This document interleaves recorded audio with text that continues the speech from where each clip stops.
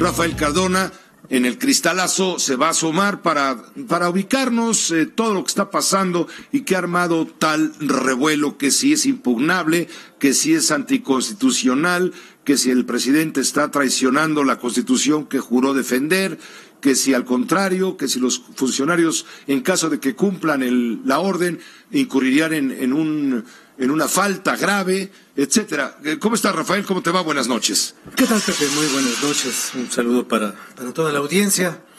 Bueno, Pepe, a mí me gustaría empezar por definir un poco las cosas o tratar de entenderlas desde su origen. El presidente le manda un memorándum. Me sorprendió mucho que la frase con la cual el presidente da a conocer la redacción de este documento interno del gobierno diga que acaba de dictar un memorándum. Y el verbo dictar se parece mucho a una palabra que nadie quiere nunca repetir. ¿La palabra dictador? El que dicta es un dictador. Como lo fue Julio César en el Imperio Romano. Pues sí. Entonces dice, bueno, he dictado este memorándum. El memorándum va dirigido a 3 secretarios de su gabinete, a 3 empleados suyos. Subordinados. Empleados, porque les dio un empleo. Son sus empleados, sus subordinados, sus hombres de confianza, sus colaboradores, cualquier sinónimo que queramos utilizar, pero él tiene todo el derecho de escribirles un recordatorio, que eso es un memorándum. Les quiero recordar a ustedes que nosotros estamos empeñados en abatir la reforma que hizo el presidente anterior. Y él tiene todo el derecho, y yo diría que hasta la obligación, de cumplir con una promesa que le hizo a sus electores. Él les prometió abrogar la reforma educativa del señor Peña Nieto. ¿Por qué razones? Por las razones que a él y a sus electores les son suficientes. Entonces, bueno, pues él dice, les recuerdo que estamos en contra de esto. Lo que está desde el punto de vista de los juristas equivocado es el procedimiento, porque no se puede darle una orden a un subordinado recordándole que incumpla con lo que ya es materia legal. La reforma educativa de Peña, que incumpla con dictados expresos hoy vigentes en la actual reforma. Sí, porque la reforma está vigente. Eso es violar la ley. Es incumplirla. Aunque la ley sea injusta, como dice el presidente, ese es otro debate. Ese es un debate distinto, yo creo, Pepe, porque, a ver, la justicia de la ley no es un asunto de análisis jurídico, porque jurídicamente la ley y la justicia van de la mano. Si la ley es injusta, se debe hacer una ley que la sustituya, porque la Constitución dice que esta propia Constitución se puede modificar haciendo todo el procedimiento que le dio origen a la Constitución, a sus transformaciones y a las leyes que de ellas se derivan. Pero incumplir deliberadamente con una obligación legal es una prevaricación. Cuando deliberadamente un señor dice, pues yo no cumplo con la ley, y como no quiero cumplir con la ley, pues simplemente invoco su injusticia, y eso no está considerado en lo que el derecho le permite hacer a un presidente.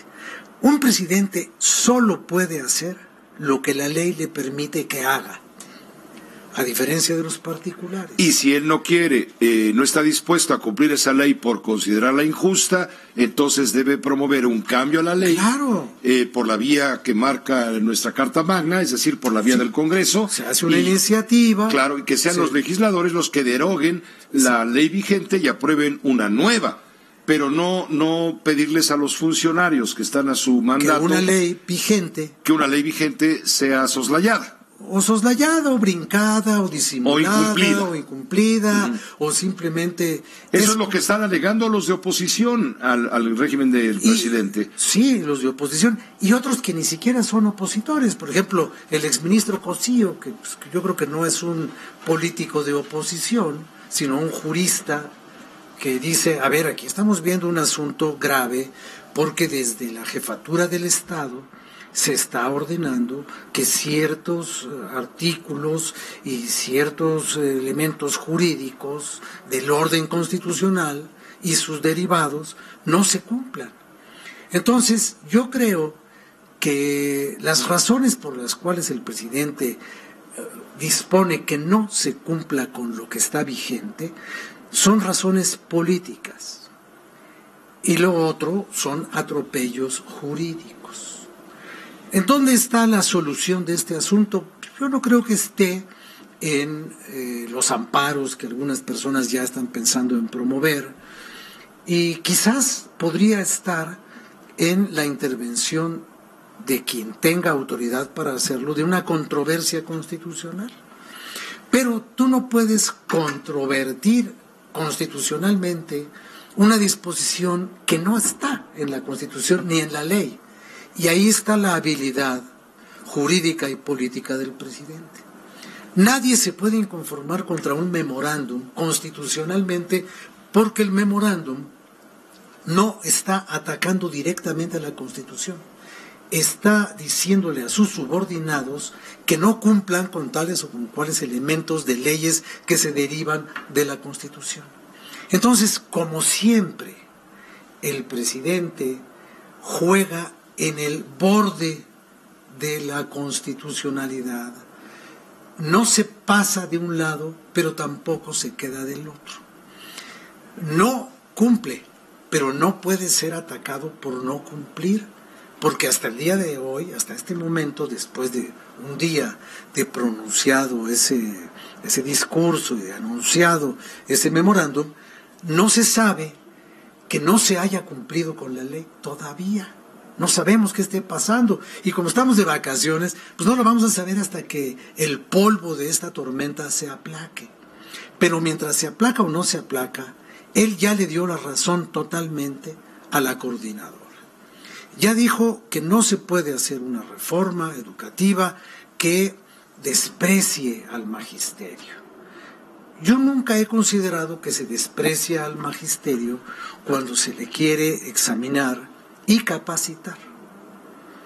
Yo no creo que sea un desprecio. Pero, a ver, ¿dónde está el problema? El presidente propone una iniciativa de reforma a la Constitución para una nueva reforma educativa. La reforma de la reforma. Exacto, la reforma de la reforma, porque no quiere la anterior, está en su derecho, está en sus prerrogativas, él la promueve y el Congreso tendrá que disponer los términos de la nueva reforma educativa. Pero viene la coordinadora, beligerante, y le dice al presidente, no, esta reforma no es más que un espejo, de alguna manera, de la otra, no la queremos. Entonces, no queremos ni la reforma, ni la reforma de la reforma. Y te secuestro, o por usar una palabra muy objetiva, te secuestro el Congreso para que no avance. Te impido que el Congreso trabaje, punto, para que no hagan una reforma de la reforma que se parece a la reforma que da origen a todo esto. Entonces el presidente dice, no quieren la reforma, pues entonces retiraremos la iniciativa que ya está aprobada en forma de dictamen, ¿sí? La retiramos y buscamos la salida a otra nueva reforma que vaya acorde con una negociación de la coordinadora. Y mientras tanto, te voy a parar la vigente con acciones de Hacienda, de Educación Pública y de la Secretaría de Gobernación.